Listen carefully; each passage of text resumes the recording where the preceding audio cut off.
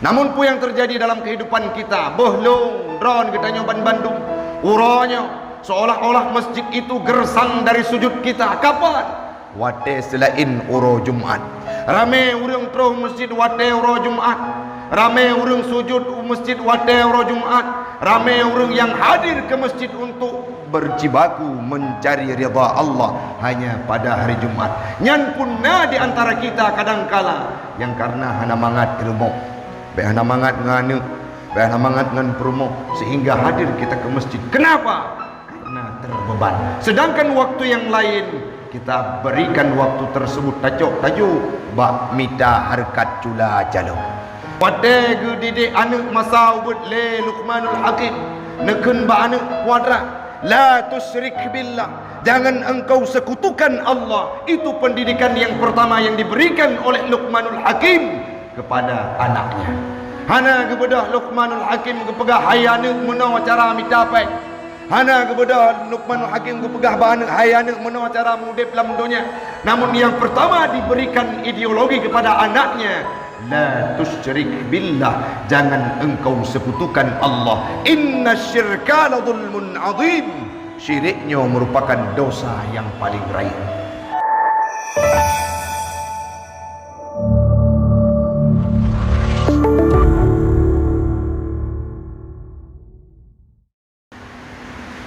فقال الله تعالى في القرآن الكريم أعوذ بالله من الشيطان الرجيم بسم الله الرحمن الرحيم وإذ قال لقمان لابنه وهو يعظه يا بني لا تشرك بالله إن الشرك لظلم عظيم صدق الله العظيم وصدق النبي رسوله الكريم ونحن على ذلك من الشاهدين والشاكرين. إلهي أنت مقصودي ورضاك مطلوبي أعطني محبتك ومعرفتك. Jamaah sidang solat Jumat sekeyakinan seakidah yang kami muliakan, marilah di awal perjumpaan kita pada siang yang berbahagia ini kita memuja dan memuji Allah empunya alam semesta, Allah yang kalih gebi kepada gedanyo kesehatan, Allah orang syilun yang mandang geberi kekuatan, yang mandang gebi istiqamah danyo atas jalan Islam. Semoga sabah wate Allah pula lah yang perakhir hudip gedanyo dengan kalimah taibah, yakni kalimah la ilaha illallah Muhammadur Rasulullah. Selawat dan salam keharibaan baginda Rasulullah sallallahu alaihi wasallam selama 23 tahun beliau digojlok, selama 23 tahun beliau ditempah, selama 23 tahun beliau berjuang untuk mensyiarkan agama Islam sampai Islamnya urang siklun truk lam ati gedanyo Bandung berkat perjuangan Nabi dan para sahabatnya. Selawat dan salam kepada al dan sahabat beliau sekalian yang telah memberikan dedikasi kontribusi terbaik mereka untuk Islam, agama saya, agama anda dan agama kita semua. Alim ulama mutaqaddimin dan mutaakhirin yang muktabar kedua-duanya, dengan berkatnya ulama lah sehingga gadahlah keawaman terhadap kehidupan gedanyo, khususnya di kemasjidan yang tercinta ini. Yang kami hormati guru kita bersama, imam masjid yang kita cintai, pengurus masjid, panitia masjid, dan seluruh jamaah Jumat Masjid Al-Mukarramah yang insya Allah kemanakeba Allah lagi uronyo gedanyo musapat di bawah rumahnya Allah. Sabah masa Allah pula akan gepeidin gedanyo untuk musapat dema di yaumil qiyamah dalam surganya Allah. Amin. Amin ya rabbal alamin. Hamba Allah urang syilun, seiring dengan berjalan waktu akan terus sabah masa untuk Islam akan gharibun kama bada'a, Islamnya akan asing sebagaimana dia pertama datang. Islamnya sabuk masa dalam hadis yang disampaikan oleh Nabi pula pernah beliau bersabda, yushiku an tada'a alaikumul umam kama tada'al akalatu ala qas'atiha. Akan hampir, akan tiba kata gekun li Nabi terhadap kehidupan umatku suatu waktu nantinya, mereka akan diperebutkan tak ubahnya seperti makanan di atas meja hidangan. Wategeun hadis tersebut, sahabat bertanya kepada Rasul, ya Rasulullah, amin killatin nahnu yawma idzi ya Rasul, apakah kondisi kami pada waktu itu pukuh kamu bak uronya, bak masanya ya Rasulullah jumlahnya sedikit sehingga kami akan diobrak-abrik oleh orang-orang yang mayoritas. Nabi menjawab, la bal antum yawma idzin katsir. Kalian pada waktu itu kuantitas namun tidak memiliki kualitas. Artinya apa? Getanya oronyo secara dominan urung si'lun, khususnya di Indonesia Islam itu masih mayoritas. Namun Nabi melanjutkan hadisnya, walakinnakum ghusa'un ka ghusa'is sa'il. Kalian pada waktu itu tak ubahnya lagi buih di lautan. Le katanya wahana makna orang si'lun. Kenapa? Karena kebijakan-kebijakan yang berada di bawah tangan pemerintahan didominasi oleh mereka yang bukan dari alma-mater Islam ataupun bukan orang-orang yang ingin mensuarakan Islam. Cidayo kalian uronyo. Makin hari Islam itu makin gencar disudutkan.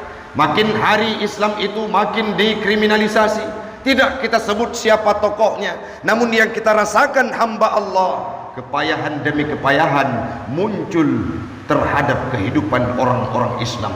Kenapa demikian? Itulah janji Rasulullah dalam hadisnya. Pakon lagi nyan man ba ujung jabun ya Rasulullah. Gekun le Nabi, tidak kita salahkan orang-orang yang mayoritas, orang yang minoritas. Namun kita pada waktu itu ditimpa dengan sebuah penyakit. Apa itu? Al-wahnu. Wa mal wahnu ya Rasulullah? Apa itu wahan ya Rasulullah? Hubbud dunya wa karahiyatul maut. Terlalu cinta kepada dunia sehingga nak takut yang namanya dengan kematian. Uronyo dalam wate durasi 20 jam. Aji katanya du taluh dro tu. Padum jam yang tersisakan untuk beribadah kepada Allah. Sedangkan dalam kitab Fathul Mu'in yang dikarang oleh Abu Bakar Asy-Syatta, pada permulaannya disampaikan bahawa wategepla masalah hukum sembahyang, tidak ada waktu yang dialokasikan selain untuk beribadah kepada Allah, untuk istirahat dan minta rezeki. Leboh wate terbagi dalam mudib tanya orang si'lum. Yang pertama istirahat, yang kedua minta rezeki, dan yang paling prioritas selebih daripadanya untuk beribadah kepada Allah. Sehingga menyena orang yang tinggal tembahyang, hanjit gepubut-but yang lain yang mubah dan sunat, segalem ge qada sembahyang tersebut. Kenapa? Karena waktu lebih prioritas untuk ibadah kepada Allah.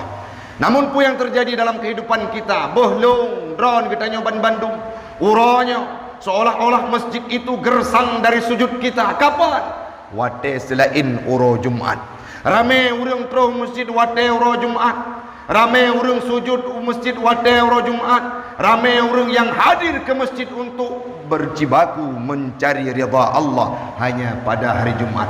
Nyan punna di antara kita kadangkala yang karena hana mangat ilmu, be hana mangat nganu, be hana mangat ngan promo sehingga hadir kita ke masjid. Kenapa? Karena terbeban. Sedangkan waktu yang lain kita berikan waktu tersebut tajuk bak mita harkat cula jalo. Hantip uro tamah malam, hantip malam kadangkala hana bak fikir ke mita rezeki. Itulah wahan yang disampaikan oleh Rasulullah. Terlalu cinta kepada dunia sehingga takut yang namanya kematian. Wate keceket matalah mati cukup ya depakot karena tanya hana persiapan. Nyoronyo katruk hadis tersebut kagetanya rasakan bersama. Kadangkala wate hana peng tu ujung bulan walaupun lon gedanya Bandung pasti akan susah. Namun sahabat dulunya meteng paning udip hana gepikir kepada harta. Wajar mereka diberikan ketenangan oleh Allah Subhanahu wa taala. Di sisi yang lain urang Syekh, kita berbarengan dengan getanyo sampaikan kepada anak getanyo bahawa satu masa katruk masa Islamnya akan diobrak-abrik sebagaimana yang kita tahu.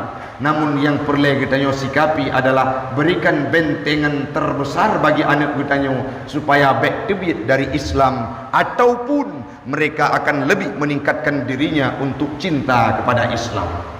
Pendidikan Luqmanul Hakim dalam Al-Quran yang digambarkan oleh Allah melalui firman-Nya. Luqmanul Hakim watenekun kepada anaknya.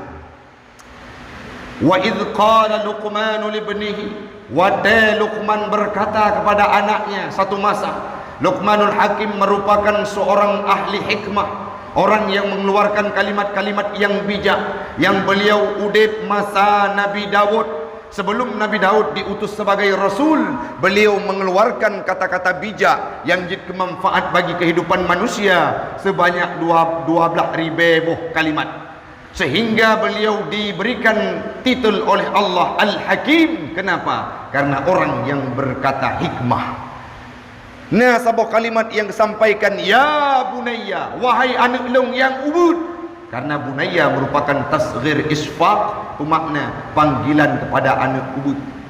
Wate didik anak masa ubud le Luqmanul Hakim, nekun ba anak kuadrat, la tusyrik billah, jangan engkau sekutukan Allah. Itu pendidikan yang pertama yang diberikan oleh Luqmanul Hakim kepada anaknya.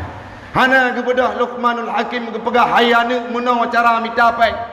Hana kepada Luqmanul Hakim kepegah bahanak hayana menawa cara mudip dalam dunia. Namun yang pertama diberikan ideologi kepada anaknya, la tusyrik billah, jangan engkau sekutukan Allah. Inna syirka la dhulmun azim, syiriknya merupakan dosa yang paling raya. Uronyo legedanyo perle terapkan hal yang urang Syekh. Kadang-kala anak gedanyo ke SMA, saat tatanya anu kiban rukun iman, padumbah jumlah rukun imam, ada yang menjawab 7 tengku. Padumbah rukun Islam 6 tengku. Jawaban yang seperti itu membuat kita miris. Sedangkan Luqmanul Hakim mengajarkan tauhid kepada anaknya. Wate anak mi dia matang buat doktrin laju menyangkut dengan tauhid, karena mereka belum bisa mencermati dan mencerna. Yang penting tak sugestikan, tapi pemahaman bahawa jangan engkau sekutukan Allah. Itu pendidikan yang pertama yang harus kita terapkan kepada anak-anak kita Nyoban Bandung. Pulang di zaman yang cukup akhirnya orang Syekh, kekhawatiran kita sangat mendalam dan sangat besar melihat generasi-generasi yang terpampang di depan mata kita, baik mereka dalam kategori anak-anak, anak mid yang remaja, bahkan yang ingin menanjak dewasa. Kalau dapat kawin, kadang-kadang berdoa mano hana mau. Uronyo mereka-mereka lah yang akan menjadi pengganti kita di masa yang akan datang. Pertanyaannya, akankah kalimat thayyibah la ilaha illallah digantikan dengan kalimat-kalimat haleluya, atau kalimat-kalimat yang lain yang tidak berbasis Islam hamba Allah? Padahal zaman kalihna contoh Nabi Muhammad dari Asbabun Nuzul surah Al-Kafirun, dalam kitab Asbabun Nuzul lil Wahidi dijelaskan bahwa Nabi Muhammad pernah nerima tawaran dari pembesar kafir Quraisy yang datang kepada beliau, termasuk Umayyah bin Khalaf dan yang lainnya. Apa yang disampaikan? Ya Muhammad, mari kita berdialog. Menyangkut dengan apa? Engkau sembah Tuhan kami selama 1 tahun, kita akan bermuafakat terhadap ibadah. 1 tahun kami akan menyembah Tuhanmu, kata pembesar kafir Quraisy. Nabi mantang neim nepreh truh perintah dari Allah Subhanahu wa taala. Hana jawab li Nabi, ditawarkan dengan tawaran selanjutnya, kalau engkau tidak mau untuk tawaran yang pertama, yang kedua, tinggalkan ajaran Islam, silahkan engkau menikah dan engkau miliki harta sepenuh kota Mekah ini kepadamu Muhammad. Yang penting engkau berhenti nepiok-piok Muhammad untuk ajaran Islam. Demikian penawaran yang dilakukan oleh pembesar kafir Quraisy. Watenya nekun li Nabi surah Al-Kafirun yang kebetulan melalui malaikat Jibril li Allah Subhanahu wa taala, ujung ayat nekun dengan sangat tegas, lakum dinukum waliyadin. Saat kita dihadapkan, wadah katanya dihadapkan dengan materi, nyopat napeng, cok peng kubah agama Islam, kita mampu berkata pada waktu itu, long tetap long pilih agama Islam apabila wate ubud tak purno kepada anak-anak gedanyo, tak purno oleh urung si gedanyo terhadap saw Allah Subhanahu wa taala. Namun hal tersebut mustahil terjadi apabila uronyo anak gedanyo lepas dari kontrol. Mereka tidak kita antarkan ke pesantren, mereka tidak kita antarkan ke daya, mereka tidak kita antarkan ke majelis taklim. Mustahil mereka akan menjawab memilih Islam agama yang mulia dibandingkan dengan materi rupiah semata. Maka uronyo nyo kajit ke pelajaran bagi kita di Bandung. Long wahino long jaga anak draw drone wahino jaga anak draw dan generasi drone tapupah draw. Bandung ketanyo harus terjaga generasi layaknya Nabi Muhammad. Bahkan seorang budak yang sangat kelam, yang menjadi cerita yang haru dalam kehidupan kita, yang bernama Bilal bin Rabah. Kiban Bilal bin Rabah disiksa oleh Umayyah bin Khalaf saat beliau sudah diketahui masuk dalam agama Islam. Wade Bilal bin Rabah kagedamung dalam agama Islam, ditepu oleh Sayyid le tuannya yaitu Umayyah bin Khalaf. Ikun le Umayyah bin Khalaf, wahai Bilal, kembali ke agama semula. Bilal berkata, ahad, Allah Tuhan yang esa. Aku tetap dalam agama Muhammad. Aku tuanmu, kata Umayyah bin Khalaf. Kalau engkau tidak meninggalkan agama Islam, engkau akan kudera, kusiksa. Apa jawab Bilal bin Rabah tanpa rasa takut? Silahkan. Nenuk ganggu men akidah long harus long terima siksa. Neken le Bilal bin Rabah, silahkan wahai tuanku. Necok Bilal bin Rabah, neme di tengah lapangan, diup matauro yang cukup tarik, necok batai yang cukup rayu neginten tubuh Bilal bin Rabah. Seraya nekun, ya Bilal, engkau tinggalkan agama semula yaitu agama Muhammad, Islam, masuk dalam agama yang bukan Islam, agama kita sebelumnya, baru engkau kulepaskan. Apa jawab Bilal bin Rabah? Wahai tuan Lut, andai kata tubuhnya bertuk, tulungnya patah, angoh tubuh itu leurok, roh darah jut kelano, walaupun tubuhku dicabik-cabik dan hancur, siap untuk kutanggung beban ini. Namun jangan pernah engkau ganggu akidah yang dalam atelung lung tetap lung ikut agama Muhammad. Ahad. Watenyan geram luar biasa Umayyah bin Khalaf. Tiba-tiba terus laporan kepada Abu Bakar. Terus Abu Bakar nekun ba Umayyah bin Khalaf, bebaskan budak tersebut, saya akan menjaminnya gegantau dan geblau. Le Abu Bakar 2 kali lipat sehingga gepu merdeka Bilal bin Rabah. Apa yang katanya cok orang Syilun saat berhadapan dengan maut yang nada hanya kematian, wadanya terus sabuh tawaran kembali ke agama semula. Engkau tinggalkan agama Islam supaya engkau kubebaskan dari siksa ini. Pun jawab le Bilal, long tetap dalam agama Muhammad walaupun mati. Nah, anak gedanya orangnya, generasi gedanya orangnya, tanya sendiri bahkan akan mampu menjawab.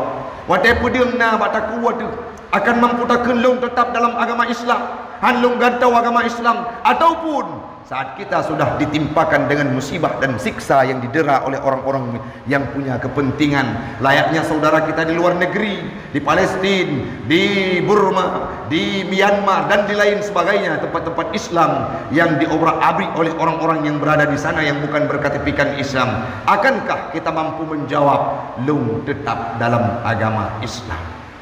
Nyo jawabannya bak pribadi dari masing-masing urang Syilun. Sangat banyak orang yang menyampaikan tengku bertaat, tengku bertakwa, tapi khutbah Jumat nasihat itu hanya terngiang seperti cerita dongeng belaka bak telinga-telinga urang yang tim dengar. Harapan kamu oronyo ulun tuan selaku urang yang menyampaikan, mari saban sare urang Syilun tabudah tapukong gatih lam gaki lam tano untuk katanya pegang agama Islam, tajuk tempat pendidikan agama, sehingga mereka akan mengenal Tuhannya, sehingga mereka akan konsisten dalam agamanya, sehingga mereka tidak akan mengganti kalimah la ilaha illallah dengan kalimat-kalimat yang tidak bermakna dalam Islam. Semoga urung syi'lun dicad baru akan lahir generasi-generasi layaknya Bilal bin Rabah, akan lahir generasi-generasi layaknya Nabi Muhammad, akan lahir generasi-generasi layaknya Masyitah dan lain sebagainya, yang mana mereka sudah memberikan kontribusi terbaik terhadap Islam, bahkan istiqomah dalam agama yang mulia. Mudah-mudahan bermanfaat bagi ulun tuan pribadi dan umumnya kepada jamaah sekalian. Dari uraian singkat yang ulun tuan paparkan buno, yang perlu kita nyocok sebagai intisari urung syi'lun. Yang pertama, janji Nabi terhadap kehidupan katanya, Islam itu pasti akan diobrak-abrik dan diperjualbelikan ataupun diobrak-abrik oleh orang-orang yang punya kemampuan dan kapasitas. Tugas katanya adalah membentengi diri, keluarga, ku anfusakum wa ahlikum nara, menjaga keluarga kita untuk taat kepada Allah dan beriman sekaligus bertakwa kepada Allah. Itu tugas kita. Yang kedua, urung syi'lun, marilah tak kembangkan pemikiran kita untuk sabe-sabe tak fikir ke agama Islam, bukan terhadap kemajuannya, tapi apa hak yang perlu kita penuhi terhadap diri kita menyangkut dengan hak terhadap Islam ini. Peesa Allah mengikut bepah, rukun iman bugat, rukun syahadat bepah, rukun Islam tak menggantau-gantau sampai mati kita teman laki Allah bertetap dalam kalimah la ilaha illallah Muhammadur Rasulullah. Amin amin ya rabbal alamin.